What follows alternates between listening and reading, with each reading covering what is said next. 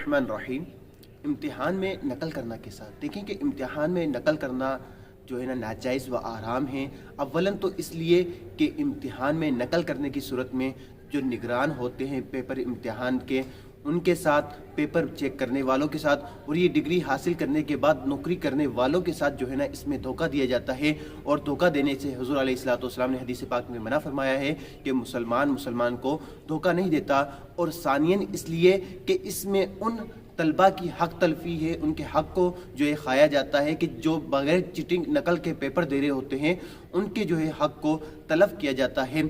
और बुखारी शरीफ की हदीस मुबारक है कि हज़रत इब्न उमर रज़ियल्लाहु तआला अन्हु से रिवायत है कि नबी करीम सल्लल्लाहु तआला अलैहि वसल्लम ने इरशाद फरमाया, क़यामत के दिन एक झंडा बुलंद किया जाएगा और कहा जाएगा कि फ़लाँ बिन फ़लाँ की धोखेबाजी है।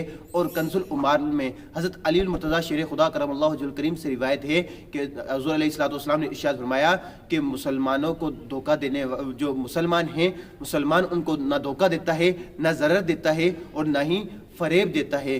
तो इसलिए हमें चाहिए कि हम इम्तिहान में नकल से खुद भी बचें, औरों को भी बचाएं। अल्लाह ताला मुझे और आपको इल्म दीन हासिल करने की तौफीक नसीब फरमाए।